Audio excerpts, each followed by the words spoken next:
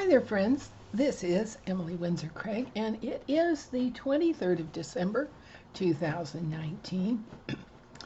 And, for the next few days, probably the next week or so, a lot of people are home and they've got the TV on and they're interacting with family, and sometimes the combination of TV, which hypnotizes some of the people in the family, and the desire for other people to interact causes conflicts.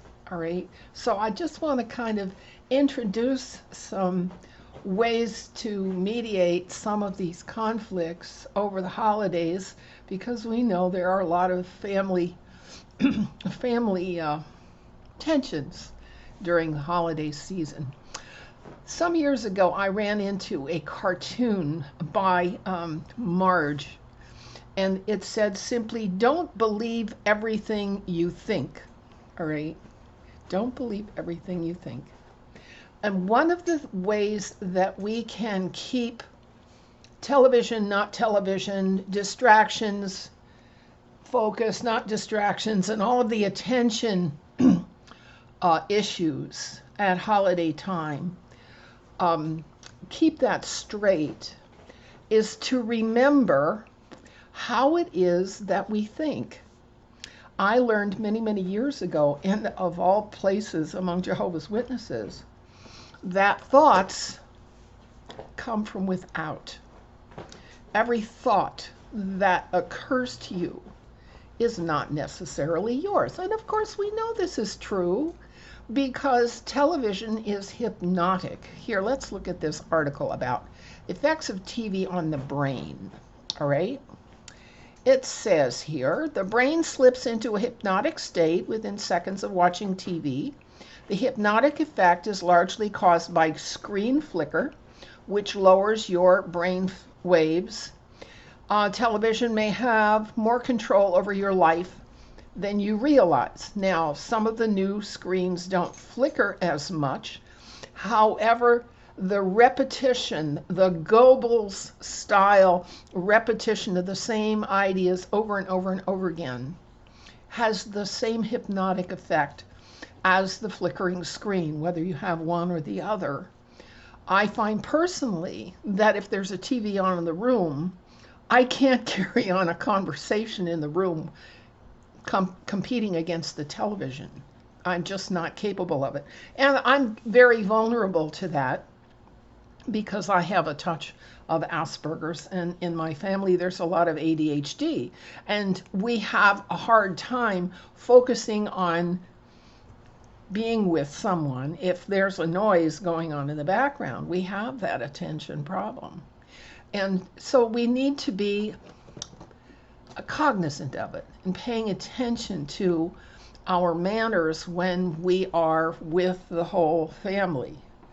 I've seen some pretty nasty interactions among whole family who are separated by distance most of the year, and then they come together for a holiday, and the problem becomes the competition between what's going on here and what's going on there. That causes some problems. We only have so many resources. As a ship, we can only be in one port at a time, and our attention can only be on one matter at a time, whether that's preparing for the entertainment or taking care of the children or looking after the company or responding to what's going on in the oven. Our attention is split, and our attention continues to be split because of the lack of coherence among our experiences. The experiences we have at home are very different from what happens at school, are very different from what happens at work.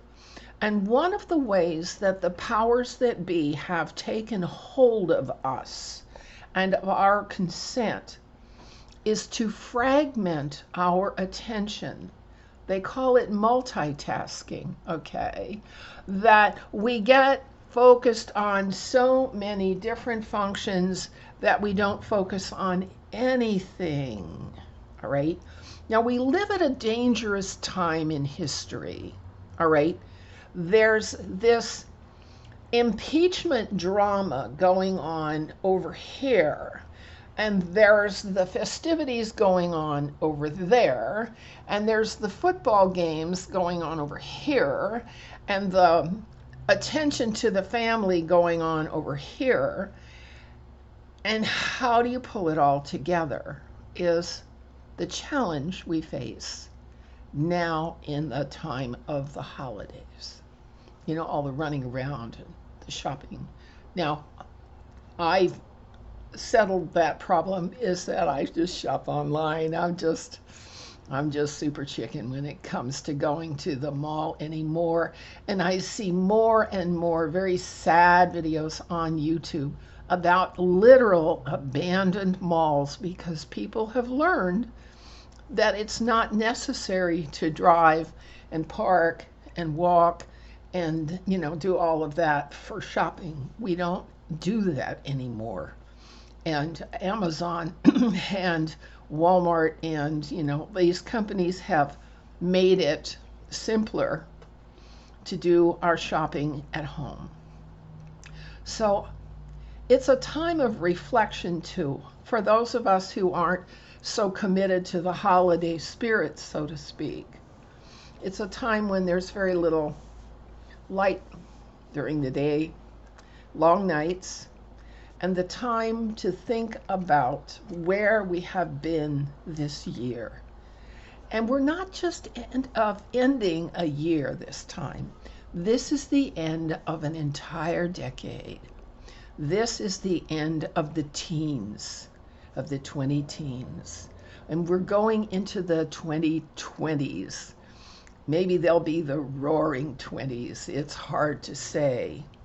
But our attention and our ability to keep our attention simple and to keep it measured and keep things in a logical order will help us get through all of the stimulation, all of the stimulation. I want to wish all of you a very happy, Merry Christmas.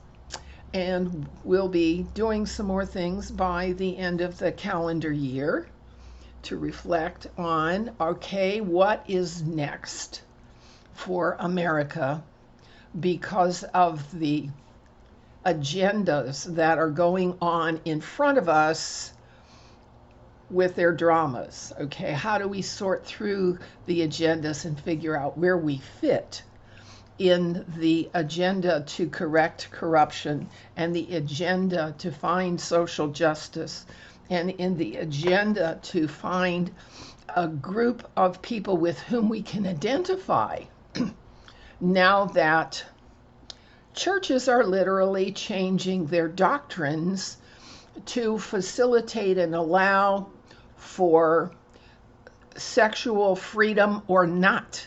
Okay, that's a maybe, a yes, or a no. We're going to have to go through that. We're going to have to look at what the media is doing to us with its repetitive propaganda to program our minds to think along the agenda of the media. And the agenda of the media is 6 corporations, 6 rich corporations that are all owned by globalist interests.